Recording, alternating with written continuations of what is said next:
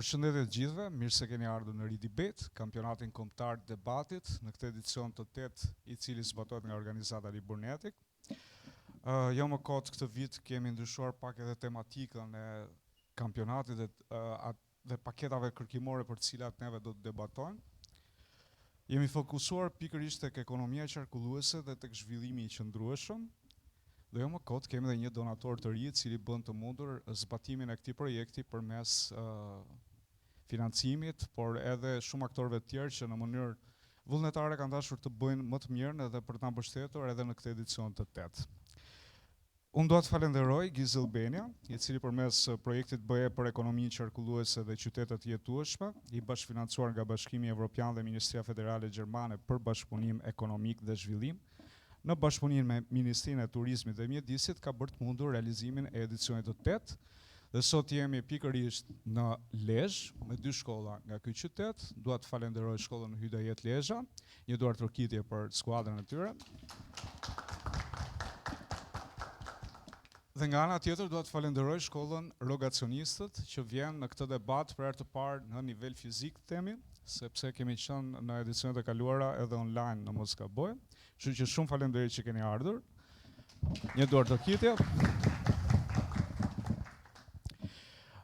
Ju e dini që ky debat dhe si çdo debat tjetër që ne kemi organizuar në fazën e debateve rajonale, vlerësohet nga një juri.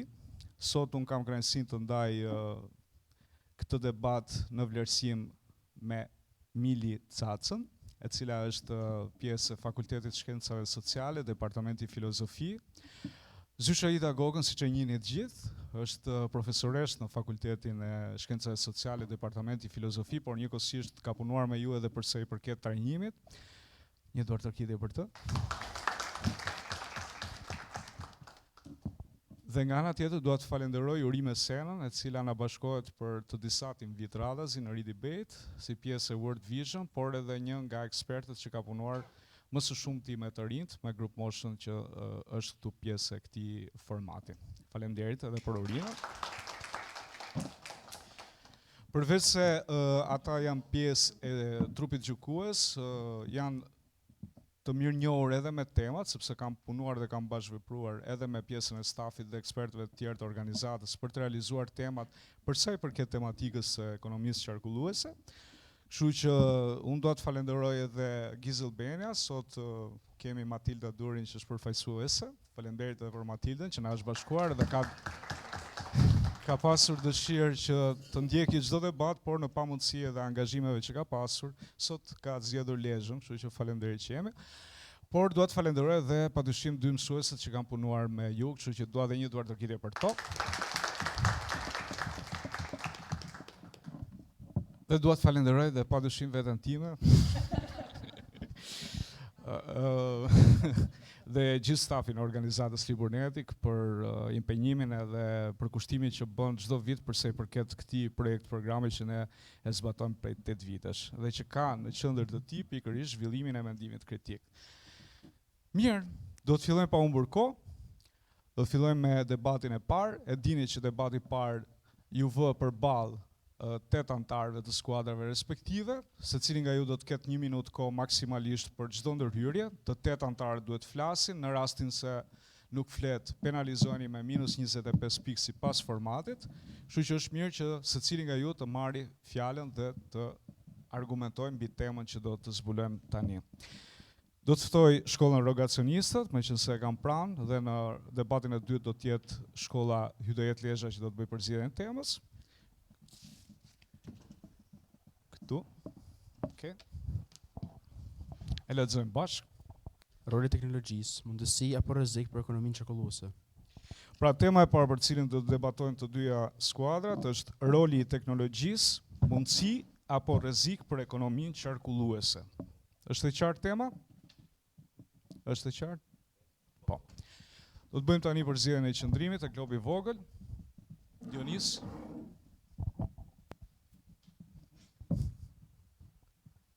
Nuk do ta mbash përgjegjësinë e qendrimit apo kundër. Mirë, në këtë debat të parë skuadra i Hydajet Lezhës do të jetë kundër, ndërsa skuadra e Rogacionistëve do të mbajë qendrimin pro. Dhe nga ky moment do të keni 7 minuta kohë për gatitor. Nëse do mund të hapësh dhe tjetrën për të qenë sa më transparent, hape. Tashmë e dim qëndrimin, kështu që nuk kemë 5 në zgjedhje. E tregojmë ande nga kamera. Faleminderit. Suksese, 1 minutë kohë për secilin maksimalisht. Një pikë kryesore që do të merr parasysh kur flasim për rolin e teknologjisë në ekonominë qarkulluese është reduktimi i gazeve serë. Një problem që vëhet re në ditën e sotme për shkak të ngjarjeve globale. Dhe kjo bëhet e mundur nga përmirësimi i teknologjive në pjesën e ndryshme të ekonomisë. Një për tyre është zëvendësimi i lëndëve fosile me energji të pastër, që redukton emitimin e karbonit në atmosferë. Po ashtu si dhe teknologji të re të filtrimit që arrin të pastrojnë ajrin në nxjerrje nga makina, uzina, fabrika me radhë. Kjo vëhet në duke nga një studim i bërë nga World Economic Forum, që thotë se deri në 2030 kjo reduktim ka qenë rreth 17% dhe pastaj deri në 2050 pritet që reduktimi të shkojë në 49%. Prandaj është e rëndësishme që të përmendet reduktimi i gazeve serë në ekonominë qarkulluese nga teknologjia. Atëherë përshëndetje gjithëve, unë quhem Dionis Lazari, jam lideri i ekipit të debatit të gjimnazit Ydet Lezhë. Si fillim është një nder i madh për ne që të bëjmë një debat me ekipin tuaj duke marrë sidomos rreth kësaj teme që është shumë aktuale për shoqërinë tonë. Atëherë vlerësoj shumë argumentin e parafolësit, por nuk jam dakord në disa pika të saj. Atëherë unë jam me mendimin që përdorimi i teknologjisë në ekonominë qarkulluese sjell pabarazi të zhvillimeve. Atëherë mund të marrim vendet periferike apo vendet rurale në krahasim me vendet e qytetit ku ato nuk kanë gjithmonë po flasim për rastin konkret për Shqipërinë, ato nuk kanë një infrastrukturë digjitale më zhvilluar, nuk kanë një internet më të mirë, ndërsa vendet e qytetit, domethënë i ka. Atëherë dua të marr dhe rastin e bizneseve të vogla dhe bizneset e mëdha, ku bizneset e vogla, duke qenë një biznes i vogël, nuk i ka kushtet financiare për përditësimin e teknologjisë në zhvillimin e biznesit, ndërsa bizneset e mëdha i kanë këto kushte. Kjo gjë sjell që ekonomia, pjesa e ekonomisë fitimit të shkojnë vetëm tek bizneset.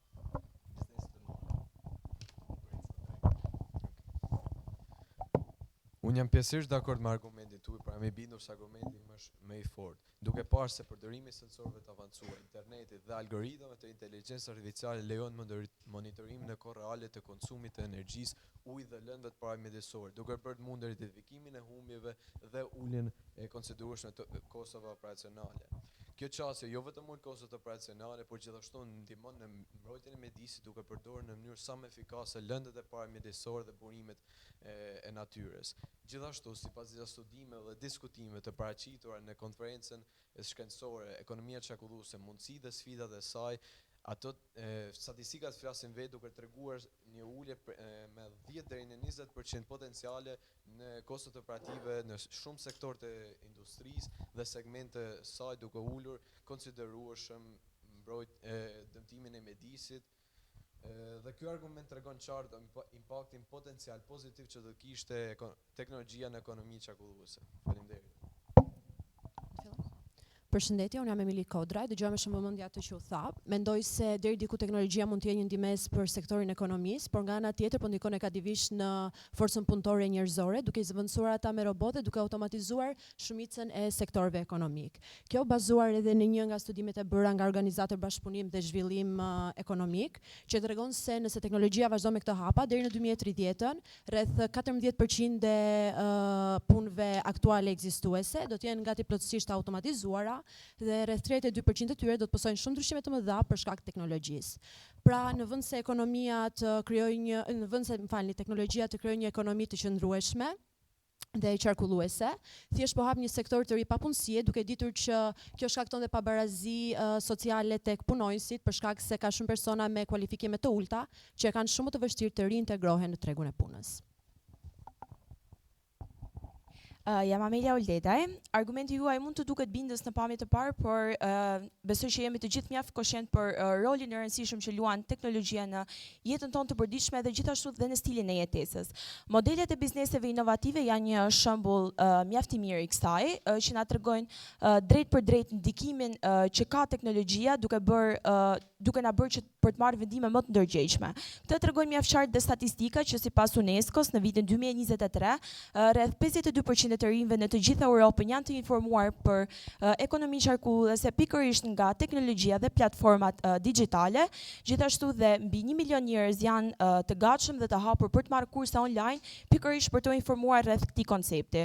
Kemi edhe një shembull në Tiranë që është aplikacioni Mobike, për rreth të cilit mund të marrim biçikleta me qira në qytetin e Tiranës, duke ulur kështu ndjeshëm ndikimet negative që mund vinë nga makinat dhe varësia nga ajo, dhe gjithashtu duke ulur mundësinë për të Përshëndetje, unë jam Emanuela Froku dhe dëgjova mjaft me vëmendje atë çfarë ju thatë, por kur të dëgjoni argumentin tim do të jeni të bindur që do të ndryshoni këndvështrim. Duke qenë se përdorimi i pajisjeve teknologjike krijon shumë mbetje elektronike që po rriten me 50 milion ton çdo vit dhe vetëm një pjesë e tyre arrin të riciklohen si duhet. Apo që në vitin 2021, në rajonin e Ballkanit Perëndimor, vetëm 27% e këtyre mbetjeve arritën të grumbullohen siç duheshin, pra 73% e tyre përfunduan në mjedis. Kjo duke shkaktuar ndotje të dëmshme, si toksinat që çlirohen, apo menaxhimi informal që është eksportimi ilegal apo djegja. Këto mbetje shkaktojnë ndotje vdekjepërse të mjedisit dhe njerëzve, çka bën që teknologjia të mos jetë e domosdoshme për përdorim, duke qenë se ne jemi ata që duhet të jetojnë dhe jo pajisjet robotike.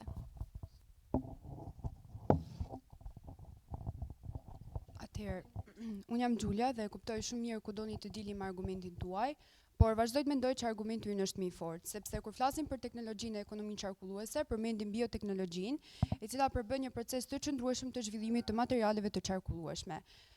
Kemi kompani të ndryshme, siç është kompania Ecovative, e cila përdor micelinën, pra rrënjët e këpurdhave për prodhimin e materialeve të biodegradueshme që janë 100% bio, janë rezistent ndaj zjarrit dhe nuk përbëjnë probleme për oqeanet. Ose inxhinieria gjenetike, e cila lidhet me prodhimin e mikroorganizmave nga bakteret dhe këpurdhrat, dhe këto mikroorganizma përdoren për shpërbërjen e ndotësve, siç është plastika, që siç e dimë është mjaft e vështirë për t'u shpërbërë. Pra për ta përmbledhur, inxhinieria gjenetike mund përdoret si një shtys drejt ekonomisë së një vendi drejt një ekonomie të qarkullueshme, të qëndrueshme. Përshëndetje, quhem Ingrid Syko dhe dëgjova me vëmendje argumentin tuaj për dëshiroj që ta shikoni edhe nga një tjetër këndvështrim.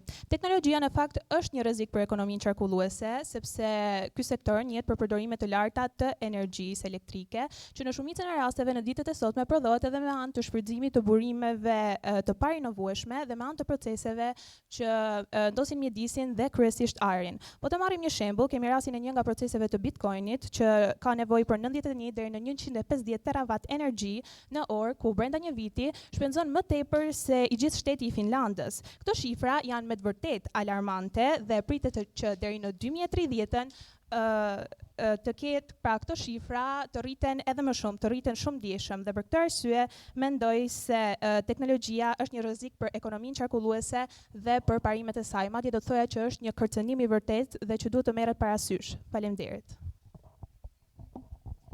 Përshëndetje, unë jam Casey Nokaj, e dëgjova me vëmendje atë që the, por nga një këndvështrim tjetër unë mbështes argumentin se teknologjia rrit eficiencën e burimeve të prodhimit dhe reduktimin e mbetjeve.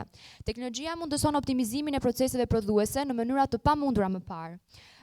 Përdorimi i platformave digjitale apo i analitikës së të dhënave mundëson ndarjen e informacionit që nga prodhimi i një produkti, duke na ndihmuar kështu të kuptojmë se ku mund të kursejmë materiale apo një energji. Një shembull konkret që do t'jap për këto janë sistemet Internet of Things, të cilat të implementuara në fabrika apo në një produkt të vetëm, mundëson gjurmimin e përdorimit të këtij produkti në kohë reale, duke na ndihmuar kështu të kuptojmë kërkesën për këtë produkt, mirëmbajtjen parandaluese dhe për reduktimin e mbetjeve të këtij produkti. Statistikat kanë treguar mjaft qartë, sipas një studimi të Inmarsat, se 70% e kompanive kanë përdorur të paktën vetëm një sistem të tillë, sistemi Internet of Things, dhe ka rezultuar me rezultate të shkëlqyera. Pra këto fakte e bën mjaft të qëndrueshme dhe mjaft reale këto pikpamje timen. Përshëndetje, jam Samantha Gjetja dhe dëgjova me vëmendje argumentin tuaj, por mendoj ndryshe. Kur përmendim teknologjinë, dihet se siguria të dhënave të dhëna personale nuk është optimale. Marrim si shembull një kosh i cili skanon familjarët për mbeturinat që ato hedhin. Ky informacion mund të përdoret kundra tyre, e cila mund të cënojë të dhënat e konsumatorëve në ekonominë qarkulluese. E gjë e cila hedh poshtë konceptin e ekonomisë qarkulluese, sepse kur përmendim këtë këtë lloj ekonomie, ne mendojmë për sigurinë në tregjet, sigurinë në kompani dhe sigurinë të dhënave të kompanive në vetvete. Pra, teknologjia mund të përdoret kundër ekonomisë qarkulluese, duke bërë të mundur sulmet kibernetike që mund të ndodhin kompanive duke i vjedhur të dhëna dhe duke e shkatruar tregun dhe ekonominë e tyre. Faleminderit. Atëherë, përshëndetje, unë jam Alvin Gjinaj dhe unë nuk jam fare dakord me argumentin tuaj. Si thot ju për e-waste, unë jam këtu ta kundërshtoj atë, sepse sipas statistikave në vitin 2015 vërtet kishim 25% të e-waste-ave në landfillet të patretura. Por me ardhin e kompanive që krijojnë mjete teknologjike si Apple, që zotron 8% të tregut të telefonave dhe pajisjeve teknologjike, ajo ka arritur të reduktoj e-waste-in deri në 7% me prodhimin e updatimeve softwareike. Marrim shembull një telefon që mund të ketë dalë në vitin 2019 si iPhone 11 dhe akoma krahasohet me telefonat të botës së sotme si iPhone i fundit, duke marrë përditësime softwareike dhe duke mos pasur nevojë të ndërrohet për të krijuar e-waste. Përshëndetje Malvin, emri im është Gjensara Përgjini dhe tani unë mbaj qëndrimin që roli teknologjisë është një mundësi e cila duhet të rishikuar për arsye se ka nevojë për shumë rregullime të tjera. E para gjë që unë do të parashtroj është varësia e teknologjisë, sa të gatshëm dhe sa të qëndrueshme dhe funksionale mund të jetë vendosja e teknologjisë si shëndrim total në biznese. Mendon që bizneset varen domethënë nga pajisjet elektronike të ndryshme, por a janë ata të gatshëm për të përvetësuar përdorimin e tyre, gjithashtu dhe për të marrë me çrregullimet e tyre të cilët ata mund paraqiten në ditët e përditshme. Gjithashtu edhe duke parashtruar faktin se ato kanë kosto të lartë dhe gjithë rregullimi dhe çrregullimet e tyre duhet të bëhen në mënyrë kohe rekord. Përveç kësaj, duhet gjithashtu të parashtroj se shumë vende lidhen me korporata të ndryshme. Pra, ata nuk kjo e heq varësinë kombëtare, domethënë, të një biznesi për të marrë me këto problematika, domethënë që Përshëndetje, jam Heldi Marku dhe nuk pajtohem argumentin e palës tjetër dhe nuk jam i vetmi. Në fakt, tregu botror është edhe ai duke mbështetur argumentin tim, sepse kemi parë një rast shumë konkret të viteve të fundit ku kompania Nvidia, që është prodhuesi i parë për çipet e AI-t, është duke rënë tani në këtë moment është duke rënë si vlerë nga ardhja kompanive të tjera si DeepSeek, që kanë sjellur shërbime më të vogla të ujit, që është një nga burimet më të rëndësishme për ne dhe është një burim që e përdorin shumë çipet e AI-t dhe çipet e tjera që ne përdorim ditë për ditë. Duke parë statistikat nga Banka Botërore dhe Byroja e Ekonomisë Punëtore e Amerikës, kemi parë që Nvidia ka rënë nga 3.7 trilion në uljen e saj më të vogël të 2024-2023, ka rënë deri në këtë vit në fund të marsit, ka rënë në 2.7 trilion. Kjo është një ulje shumë e madhe sepse në tregon që dhe ekonomia botërore është duke përkrahur ekonominë çarkulluese dhe duke përkrahur kompanitë inovatore që ulin shpenzimet e mëdha të ujit.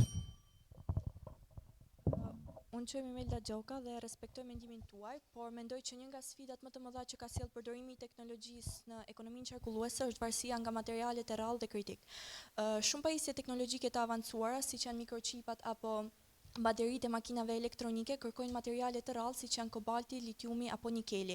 Problemi qëndron në faktin se nxjerrja e këtyre materialeve dhe më pas përpunimi i tyre sjell probleme mjedisore dhe sociale të rënda, siç do të ishte shkatrimi i shumë ekosistemeve, ndotje masive e ujrave dhe tokave, shfrytëzim masiv i energjisë dhe po ashtu në shumë raste industria minerale shoqërohet me kushte të vështira në minjera dhe keqtrajtim të forcës punëtore. Kjo nënkupton një shfrytëzim intensiv të mineraleve dhe burimeve tona natyrore, pra si përfundim teknologjia nuk është as pak ndihmës për ekonominë qarkulluese. Përshëndetje, jam Alisa Aliaj, e vlerësoj mendimin tuaj, por nuk jam as pak dakord me këtë të fundit. Si fillim, dua t'ju tregoj që për te gjithçkaje, kompania vetë teknologjia po ndihmon kompanitë në llogaridhënie dhe transparencë. Edhe si realizohet kjo? Pikërisht përmes teknologjive blockchain. Por çfarë janë në të vërtetë blockchainet?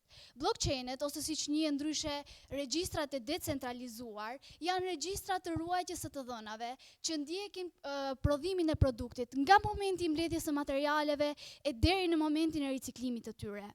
Si ndihmon kjo? Ndikon në rritjen e besueshmërisë për konsumatorët, ndikon në rritjen e transparencës mes kompanive dhe konsumatorëve dhe në certifikimin e produkteve. Pra me pak fjalë, sipas të dhënave statistikore, tregu i blockchaineve është rritur nga 4.91 bilion dollar në 2020 në 31. Atëherë përshëndetje, respektoj mendimin tuaj dhe dhënat që sollet në mbrojtje të këndvështrimit tuaj, por dua të theksoj se edhe pse shumë raste teknologjia ndihmon në dëmet mjedisore, ajo mbart një kosto klimatike dhe monetare të konsiderueshme. Ku sipas Organizatës Ndërkombëtare të Energjisë, që i përket vitit 2023, thuhet se sektori i teknologjisë është përgjegjëse për 1.7% të gazrave serë në natyrë dhe gjithashtu shpenzon 4% të energjisë në nivel global.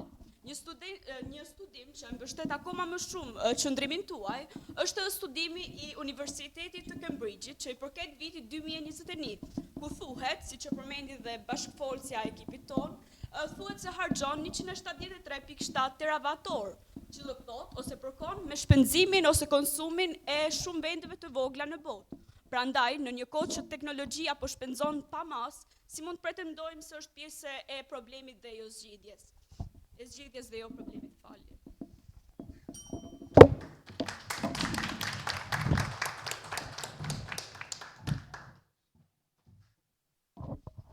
Faleminderit për duart të kitet, se meritoni, kishte një përgatitje të mirë të dyja skuadrat, kështu që më vjen mirë që kemi ardhur dhe mbyllim këtë fazë të debateve rajonale me një debat kualitativ siç ishte ky që sapo ndoqëm. Do të vazhdojmë tani me debatin e dytë, debatin e liderave. Në këtë përballje liderët do të kenë mundësi të flasin nga 4 herë 2 minuta ndërhyrje maksimalisht. Do të bëjmë përzgjedhjen e temës, ndryshe nga temat e paketave kërkimore, këtu kemi të bëjmë me tema më të thjeshta, më spontane dhe më afër të themi target moshës tuaj. Kështu që do të ftoj tani Dionisin. Ka dhe më shumë mundësi zgjedhje këtu.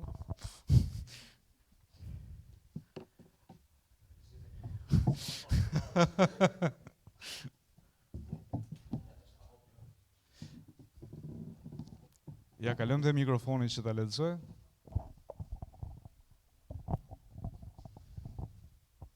Mediat sociale mprehin aftësinë tonë për të qenë social.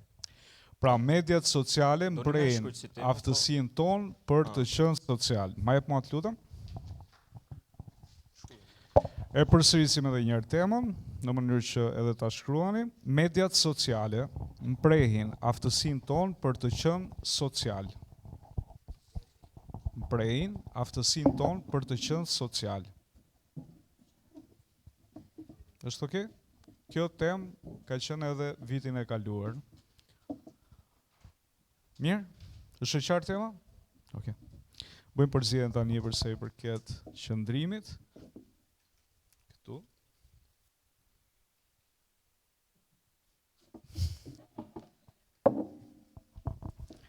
Kundër, e tregojmë ande nga kamera. Kundër do të jetë lideri i rogacionistëve, Klementi, dhe pro do të jetë Dionisi.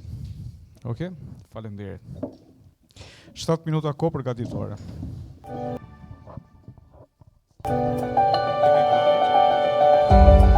Dytë, debati i liderave, e gjithë pesha BMU.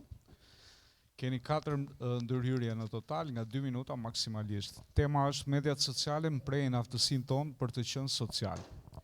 Kundër është skuadra e rogacionistëve, e përfaqësuar nga Klementi, dhe pro do të jetë skuadra i Dojet Lezhës, përfaqësuar nga Dionisi.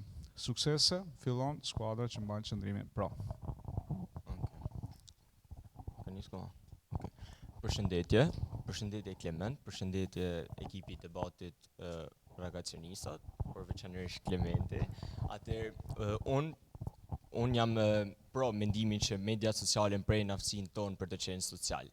A kupton, shumica persona mund ta marrin pikpamjen e parë, duke thënë që jo, shiko se mediat sociale nuk mund për shkak se mbyllen, ju mund përmendi argumentet e depresionit, e rasteve të dhunës që mund shkaktojnë mediat sociale, por që ne si rinj do shikojmë gjithmonë aspekte pozitive, do shikojmë pozitivisht për jetën.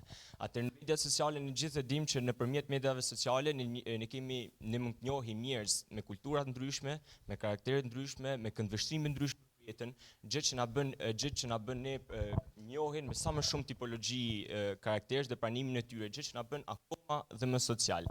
Atëherë për sa i përket kemi gjithashtu edhe komunikimin në kohë reale, ku mund të marrim një rast shumë konkret, të gjitha lajmërimet që kemi marrë ne për ekipin e debatit, i kemi marrë me anë të mediave sociale. Kështu që mendoj, nuk kam çfarë të them akoma më shumë për momentin. Faleminderit.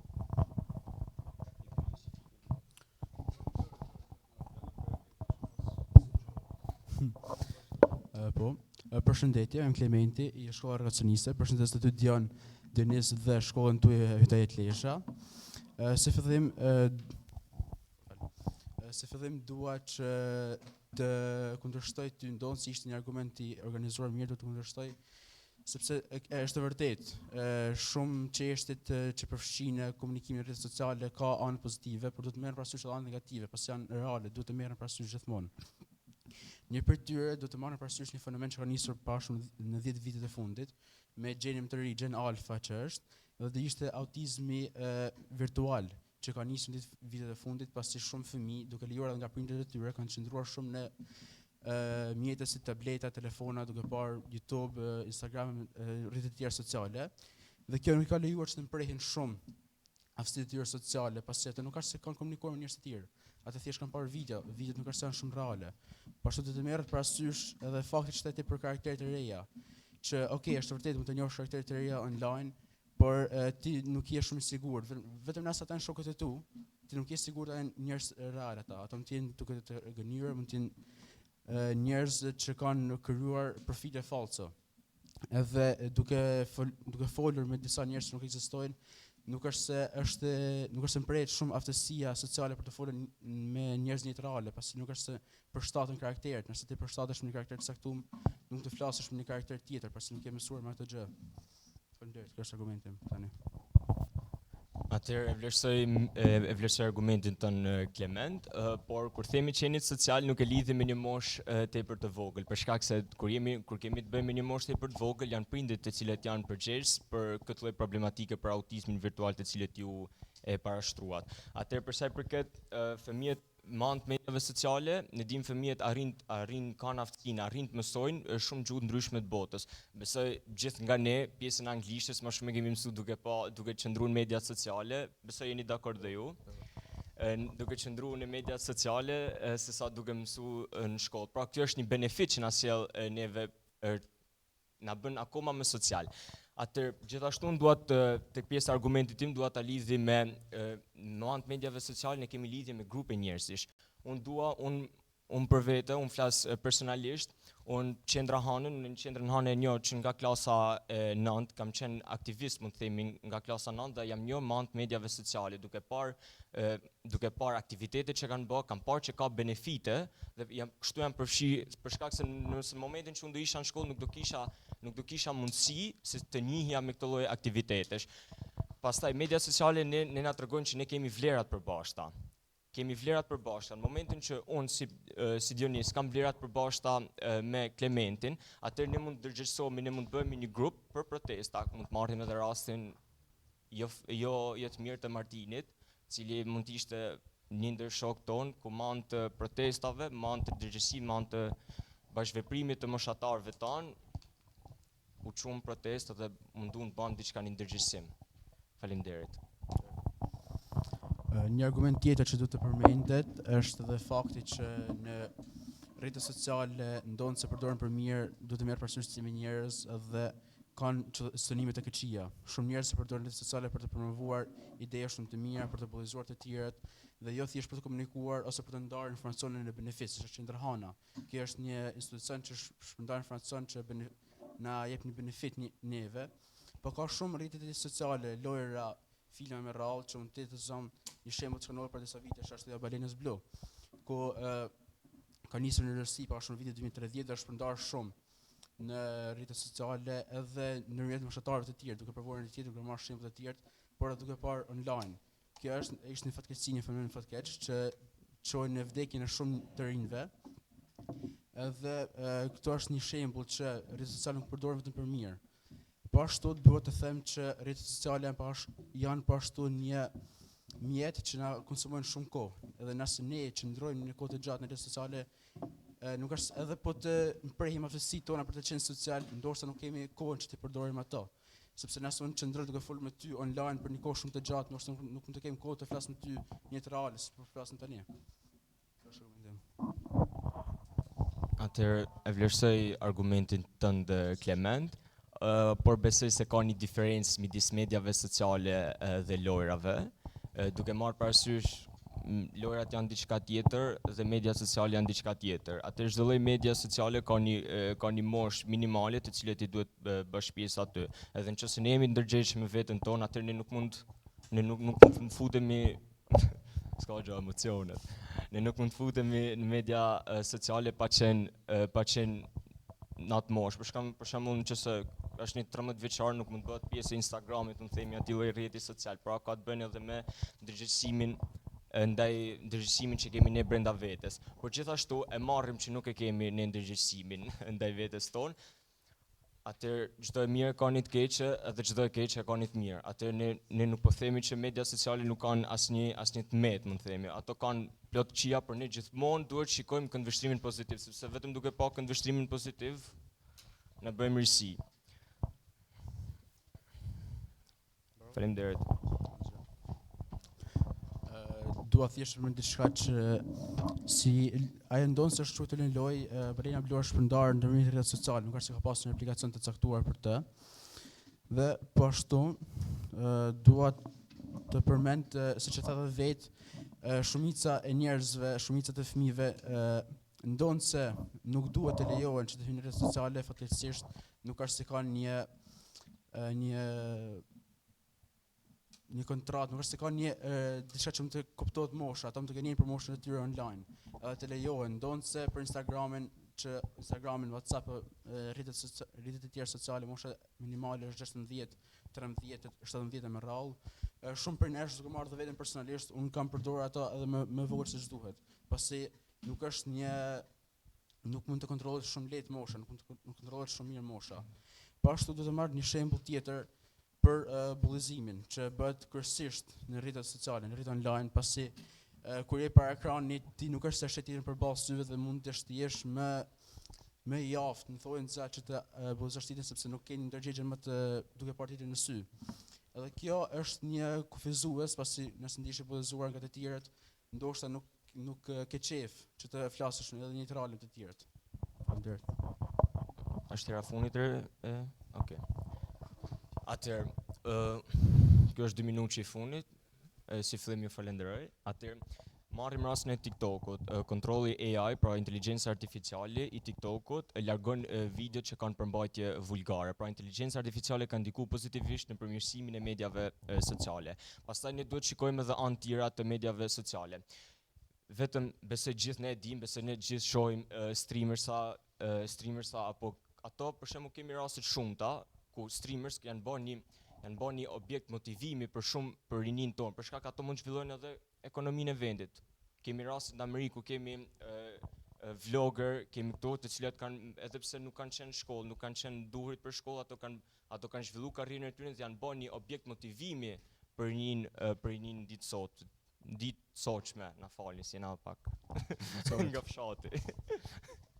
Atëherë kemi edhe rastin e GoFundeve, të cilat në bazë mediave sociale kemi GoFunde, të cilat kemi mbushjen për një kauzë duhur, ku kemi nuk janë mirës për të përmend rastet, kemi rastet e aksidenteve që kanë pësu njerëzit dhe duhet të përmbush sasia monetare për mbledhjen e parave për operacion. Është një për ta përmbledhur, unë dua të them që media sociale është një mjet për të njohur të tjerët. Faleminderit. Faleminderit, edhe 2 minutë që i fundit për të falendëruar edhe unë ty për argumentet që ke dhënë. Por duhet të jap një argument tani që siç të përmendët edhe vetë janë vloggerza që janë merren si shembull, si modele për të ndjekur të shumë fëmijë të ndryshëm. Jo, nuk e tha? Okej. Okej, ato ndonë se nuk merren si modele, ato fatkeqësisht ose fatmirësisht promovojnë ide të ndryshme. Ndonë se disa promovojnë ide për të mira, për të qenë sa më social, ka të tjerë që promovojnë ide që nuk janë të dobishme për moshën e vogël, siç mund të jenë bigjozi ose përdorimi i substancave të ndryshme, jo narkotike ose narkotike me radhë. Po ashtu duke përmendur rrjetet tjera sociale, jo thjesht TikTok, Instagram, janë edhe forums që përdoren nga shumë njerëz.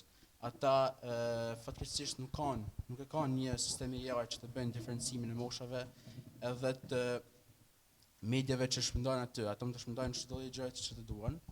Edhe siç janë këto 4chan, Reddit ose OGU, që përdorues të ndryshëm të moshave nga të gjitha moshat mund të komunikojnë me njëri tjetrin.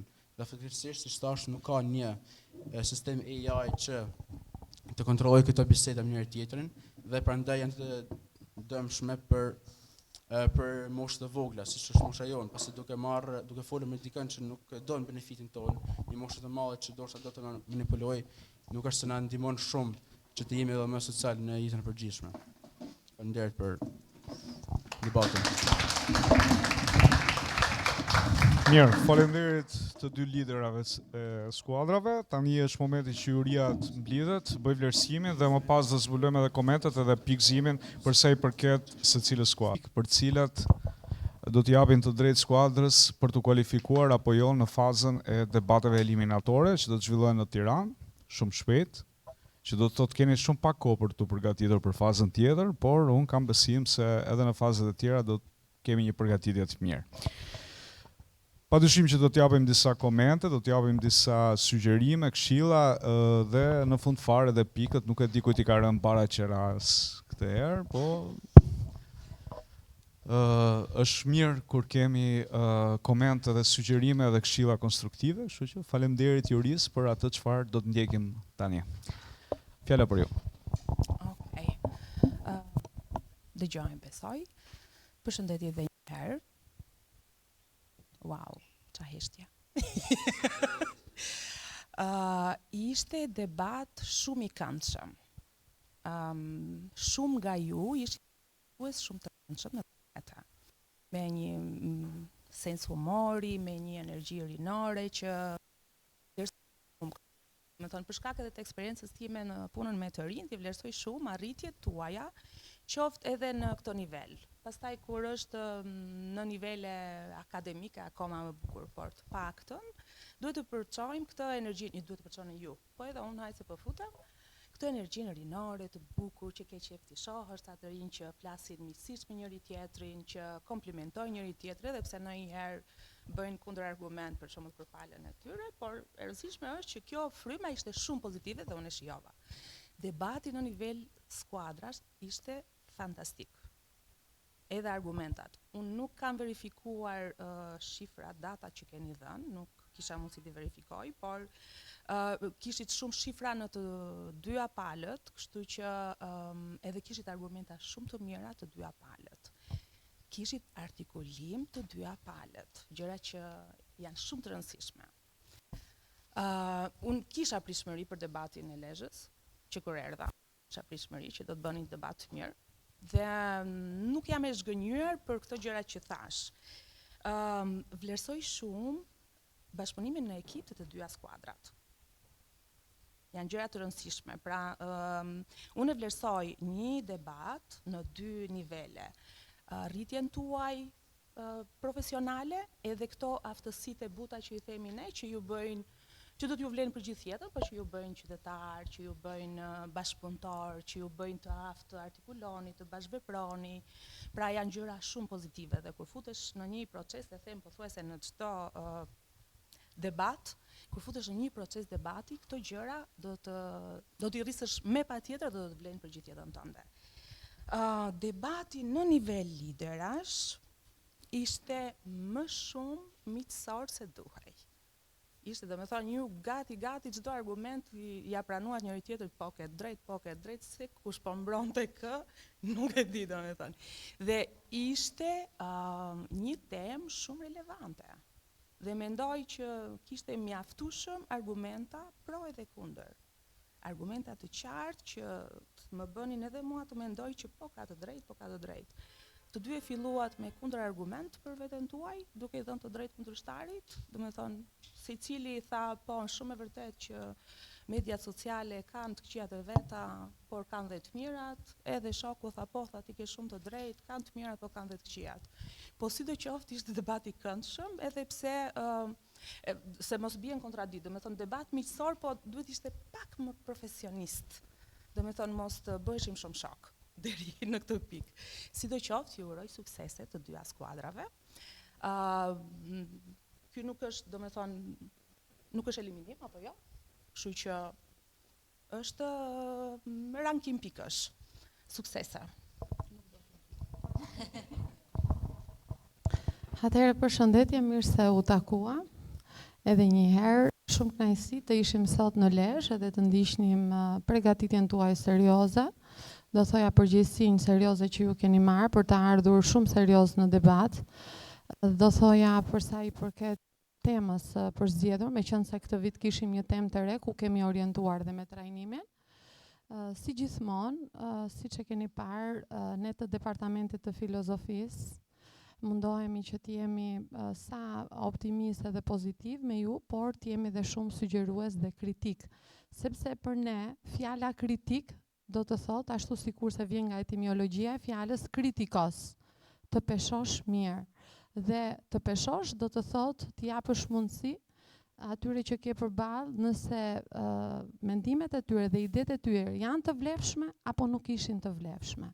Duke qenë se Ridebate vjen në edicionin e 8, pretendimet tona rriten. Dhe kur bëjmë një vlerësim, normalisht ne kemi shumë skuadra, nuk keni vetëm ju, ne shikojmë si do jetë ky vlerësim, ku kuti apo masa që ne kemi janë pikërisht niveli i gjithë skuadrave që marrin pjesë në këtë kampionat. Gjithsesi unë me detaje do flas për disa elemente shumë që vërtet jam kënaqur shumë sot, dhe për disa elementë që patjetër duhet përmirësohen. Së pari, thras në vëmendje që ky format Ridebate bazohet në një format ARE të argumentit. Pra, është një debat ARE që kemi shpjeguar mjaft mirë, ku do thotë, nuk mund të ketë arsyetim pa dëshmi, pa fakte, pa shembuj, pa të dhëna që mbështesin arsyetimin ton ose e bëjnë të parezistueshëm dhe kokfort argumentin. Lidhur me këtë element, mendoj që ju keni performuar shumë mirë në debatin e parë midis skuadrave. Niveli ARE-s ishte mjaft i mirë. Pra, i plotësuar, do thoja me 3 elementet. Përveç argumenteve, objektivitetit dhe koherencës logjike, sepse ky është sport i mendjes dhe kemi thënë që rregullat këtu tani nuk na i përcaktojnë më nga jashtë, po vetë mendja jonë dhe logjika na i përcakton këto rregulla. Përveç këtyre, ne kemi një element shumë të rëndësishëm që është gjuha dhe komunikimi. Gjuha dhe komunikimi ka të bëjë si me përmbajtjen e temës, sa shumë fjalë janë përdorur dhe unë jam munduar që të shënoj sa kam dëgjuar lëndë fosile, pastrim ajri, ekosistem, lëndë paramjedisore, ujë, energji, gaze ser, inxhinieri gjenetike, mikrogjallësa, të gjitha këto fjalë të përmendura, ndoshta kobalt, ekosistem, nikel, të gjitha këto janë fjalë shumë të rëndësishme, që do të thotë pesha semantike e këtyre fjalëve tregon që kjo tema ka marrë vëmendje nga ju dhe është hulumtuar mjaft mirë, kështu që ju përgëzoj mjaft për këtë gjë, sepse është një temë e cila kërkon studim të mirëfillt të dhënave, por ka dhe një gjuhë teknike. Kjo u realizuar shumë mirë. Një gjë tjetër që u realizua mirë tek gjuha dhe komunikimi është fakti që ju i drejtoheni shumë njëri tjetrit me disa fraza që quhen fraza paralajmëruese dhe hapja e debatit në të dyja elementet, që mos të dalë dhe të përsërisim çfarë kemi bërë në trajnim, i keni realizuar mjaft mirë, ose qëndroni në pozicionin pjesërisht dakord, ose respektoni tjetrin dhe nuk jeni dakord, ose bëni një kundërargument më kokfort. Një element tjetër shumë i rëndësishëm që vlerësohet është vetbesimi. Vetbesim do të thotë të menaxhosh emocionet e tua, të përgatitesh dhe ta transmetosh të përmes intonacionit të zërit. Po, ju keni folur sot me intonacion, pjesa më e madhe juaj theksojnë mirë shifrat dhe burimet. Megjithëse, jo në të gjitha rastet, unë dëgjova që të përmenden vitet, ose burimi kur është marrë informacioni. Jepet statistika, nuk jepet burimi. Por si kemi thënë, këto burime dhe statistikat janë si pushkë shkencore. Do të thotë e bëjnë ose jo të vlefshëm argumentin. Kështu që kujdes, burimin dhe vitet që ti theksoni. Për sa i përket gjuhës së trupit, mendoj që gjuha e trupit është shumë e rëndësishme dhe pikëzohet këtu. Në gjuhën e trupit duhet bëni edhe pak më shumë kujdes, sidomos në posturën tuaj, në qëndrimin, në mimikën tuaj kur flet kundërshtari. Nuk është e hishme që kur flet një lider përballë, ne të qeshim, por të tregojmë një respekt shumë të madh. Dhe respekti tregohet tek gjuha e trupit përmes dëgjimit me vëmendje, përmes jo kontestimit ose habis, ose të ngresh një vetull apo të bësh një mimik, por qëndrimi duhet jetë i tillë inkurajues. Dhe qëndrimi inkurajues ka 3 element. Një që ti keni parasysh, një fytyrë e interesuar përballë tjetrit. Një shikim që nuk e vë tjetrin në siklet, nuk mund ta hedhësh dot shikimin në pjesë të trupit të tjetrit, por do e shikosh ngrohtë, do e shikosh po patjetër edhe pse është kundërshtari jot me admirim dhe do ta inkurajosh për të folur. Sepse respekti kundërshtarit është një nga elementet që ne vlerësojmë, si e respekton kundërshtarin. Për këtë do ju thras në vëmendje, sidomos kur flasin lider, antarët e tjerë të skuadrës të tregohen pak më serioz. Respektimi i formatit, patjetër që është bërë, ju keni një kulturë të mirë debati, keni kaluar nga niveli të menduarit jo reflektues në një nivel sfidues, në nivelin e tretë jeni fillestar. Keni edhe pak për të shkuar tek fillestari, që është niveli 3, por e vështirë është të shkëputesh nga niveli i parë, kështu që shkollat e Lezhës janë shkëputur sot dhe jeni në një nivel shumë të mirë. Tani, e folura juaj në publik, që është një element shumë i rëndësishëm, është e mirë, shikoj që nuk rrini dhe lexoni, por hidhni syt dhe përdorni intonacionin dhe keni pozicionimin e duhur. Informacioni që keni marrë është një informacion shumë i vlefshëm. Jeni treguar shumë përgjegjshëm, patjetër. Me këtë ju keni hedhur poshtë një mit që qarkullon që të rinjt nuk lexojnë, që të rinjt dalin në përfundime, që janë predikues, që janë opinionistë, si kemi hapur në debatin, jo, ju jeni debatues shumë të mirë.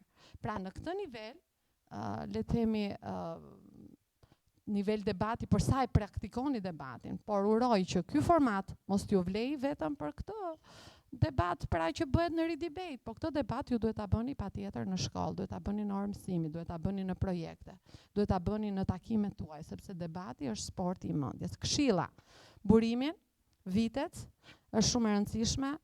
Kam dëgjuar vetëm 2 pyetje. Duhet të bëni pyetje, ta kryqëzoni, sepse kur bën pyetje, ngre pozicionin dhe përforcon pozicionin e skuadrës tënde dhe dobëson skuadrën tjetër. Nëse dikush bën një pyetje, një vajzë tu bëri një pyetje, skuadra tjetër nuk përgjigjet. Duhet të përgjigjemi pyetjes, nuk mund ta anaskalojmë. Tjetër, nuk është vetëm të lexosh për ekonominë qarkulluese dhe secili di një informacion edhe flet. Debati është ose pozicion mbrojtës ose sulmues. Kur tjetri flet, ti merr pozicionin për të kundërshtuar për atë që thot, jo për të treguar, nuk është rasti për të treguar atë që ti di dhe për të anashkaluar, se kjo quhet manovër në debat, manovër psikologjike. Por është që ti ta kundërshtosh pikërisht për atë gjë. Në shumë raste kjo ndodhi, po flas për një fazën tjetër se do ndesheni me skuadra të tjera, shpresoj që ka një nivel shumë të mirë dhe ju të bëni një paraqitje shumë mirë. Kështu që nuk po flas tani më gjatë, se unë doja ndoshta do të dilja në shumë element, por nuk jam shumë e kënaqur me debatin me liderave, për gjuhën e trupit, për komunikimin, për qëndrimin. Nëse doni që të bëni humor, humori është shumë mirë, por ironi dhe sarkazëm nuk lejohen në debat. Pra ju penalizojnë. Pjesa tjetër ju përgëzoj vërtet për një nivel dhe një punë shumë serioze. Kënaqësi të gjykoja këtë debat sot. Faleminderit.